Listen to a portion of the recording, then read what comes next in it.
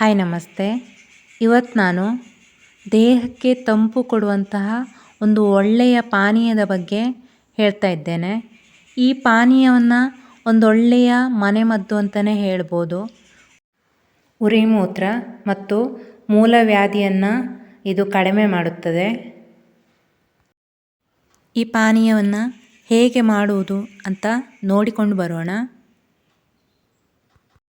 ಈ ಪಾನೀಯವನ್ನು ಮಾಡಲಿಕ್ಕೆ ಮೊದಲು ಅಕ್ಕಿಯನ್ನು ಚೆನ್ನಾಗಿ ತೊಳೆದು 5 ನಿಮಿಷ ನೀರಲ್ಲಿ ನೆನೆಸಿಟ್ಟಿದ್ದೇನೆ. ಕಾಮಕಸ್ತೂರಿ ಬೀಜವನ್ನು ಸಹ ನೀರಲ್ಲಿ ನೆನೆಸಿಟ್ಟಿದ್ದೇನೆ.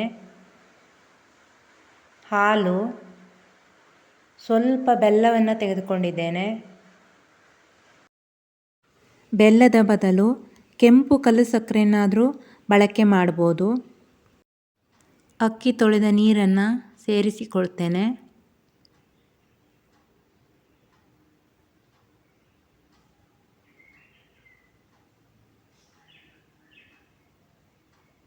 ಕಾಮಕಸ್ತೂರಿ ಬೀಜ,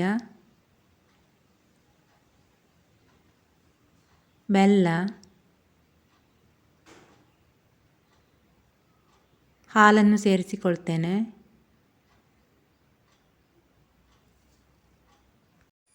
ದೇಹ ಉಷ್ಣ ಆದಾಗ ಮತ್ತು ಪಬ್ಲಿಕ್ ಟಾಯ್ಲೆಟ್ಗಳನ್ನು ಬಳಸಿದಾಗ ಮತ್ತು ಬೇಸಿಗೆಯಲ್ಲಿ ಕೆಲಸ ಜಾಸ್ತಿ, ನಾವು ಕುಡಿದಂಥ ನೀರಿನ ಪ್ರಮಾಣ ಕಡಿಮೆ ಆದರೆ ಬೆವರು ಮಾತ್ರ ಹೋಗ್ತದೆ, ಮೂತ್ರ ಸರಿಯಾಗಿ ವಿಸರ್ಜನೆ ಆಗಿರಲ್ಲ. ಅಂತಹ ಸಮಯದಲ್ಲೂ ಸಹ ಉರಿಮೂತ್ರ ಉಂಟಾಗ್ತದೆ. ಉರಿಮೂತ್ರ ಆದಾಗ ನಾವು ಮೊದಲು ಮಾಡುವಂತಹ ಒಂದು ಒಳ್ಳೆಯ ಕೆಲಸ ಅಂದರೆ ಜಾಸ್ತಿ ನೀರನ್ನು ಕುಡಿಯುವುದು ಮತ್ತು ದೇಹಕ್ಕೆ ತಂಪು ಕೊಡುವಂತಹ ಪಾನೀಯವನ್ನು ಕುಡಿಯುವುದು. ಬೇಸಿಗೆಯಲ್ಲಿ ಅತಿಯಾದ ಬೆವರುವಿಕೆಯಿಂದ ಮೂತ್ರ ಸರಿಯಾಗಿ ಹೋಗಿರುವುದಿಲ್ಲ.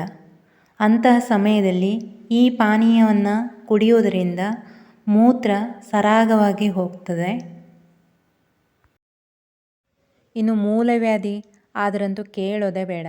ಏನು ಮಾಡಬೇಕು ಅಂತ ಗೊತ್ತಾಗಲ್ಲ, ಬೇರೆಯವ್ರ ಹತ್ರ ಹೇಳಲಿಕ್ಕೆ ಮುಜುಗರ ಆಗ್ತದೆ. ಅಂತಹ ಸಮಯದಲ್ಲಿ ಇಂತಹ ಪಾನೀಯವನ್ನು 1 ವಾರ ಸತತವಾಗಿ ಕುಡಿಯೋದ್ರಿಂದ ಇಂತಹ ಸಮಸ್ಯೆ ಕ್ರಮೇಣವಾಗಿ ಕಡಿಮೆ ಆಗ್ತದೆ. ಈ ಪಾನೀಯದಲ್ಲಿ ಅಕ್ಕಿ ತೊಳೆದ ನೀರು, ಹಾಲು ಮತ್ತು ಕಾಮಕಸ್ತೂರಿ ಬೀಜ ಇರೋದರಿಂದ ದೇಹವನ್ನು ತಂಪಾಗಿರಿಸ್ತದೆ. ಆರೋಗ್ಯ ಸರಿ ಇದ್ದರೆ ಎಲ್ಲವೂ ಚೆನ್ನಾಗಿರ್ತದೆ. ಈ ಪಾನೀಯವನ್ನು ನೀವು ಸಹ ಮಾಡಿ ನೋಡಿ, ಹೇಗಾಗ್ತದೆ ಅಂತ ಕಾಮೆಂಟಲ್ಲಿ ತಿಳಿಸಿ.